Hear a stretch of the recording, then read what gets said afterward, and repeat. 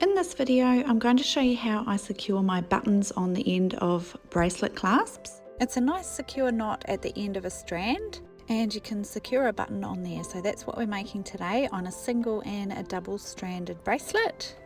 This technique is perfect for your bracelet connectors, and I also use it on my Apple Watch straps as well. I like using really nice sturdy buttons, so I've got metal flower buttons here with a nice loop on the back. We just start by popping our button on. Then we make a loop with this bottom thread coming up over the top thread. Now with this tail piece that's coming up at the top, we're going to bring it down and around the other twines 3 times. So that's the first loop there, and the second loop, and then the third. So for the third, we don't bring it around the full loop, we bring it around only half of the loop, and then we're going to poke that tail up the little loop that has the button on it. Then we can gently pull on all the little threads there for your knot, and that's going to secure it there with your little button on the end. So just pulling all your threads really nice and tight.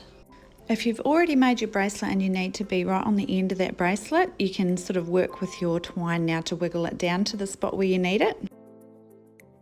I'll show you that if you need in the double strand knot coming up next. So just bringing all the loose parts tight, then we can cut our little tail off with a little bit of thread there, and I like to singe the end nicely to actually melt it all together. So I just gently pop it in the lighter and then kind of push on it with the lighter there as well, just to singe those ends together. So that's a really nice secure knot. I don't know what the name of it is, but that's what I use to secure my bracelets. Then on the other end, you can tie a little loop the same size as your button, and that makes a nice little secure clasp for your bracelet. Now I want to show you again the same knot, but it's on a double strand bracelet.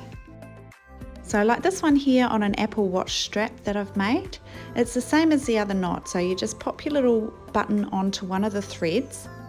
Then this other thread, we pretty much just ignore it. So it just comes over to the right, and then we just make our little knot around it.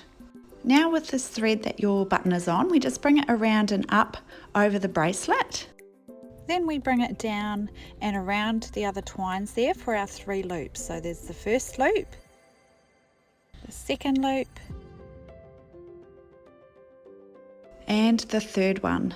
But on this one, we don't bring it the whole way around. We poke the end up the little loop there that's got your button on it.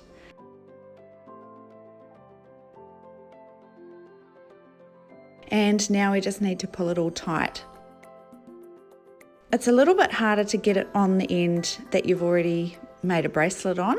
So you just need to make sure while you're pulling this knot tight that you work with all your threads to pull them so that it's going to sit down nice and close to your bracelet end. Otherwise, when you pull it, it might just go out further and be further away, and you want it to be nice and close to the end of your finished bracelet.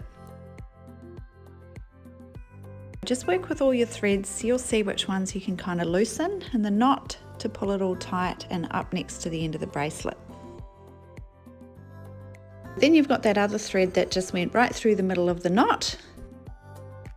Once you've got your knot nice and tight and it's down close to your bracelet end, you can just cut both of those ends off with a little bit of tail on there, and you're just going to singe them down. So again, just singeing it down and then pushing it with your lighter to melt it to the surrounding threads. And there's the second one there as well. So there's your really nice secure knot for your button-ended connectors on the double and single strand knots.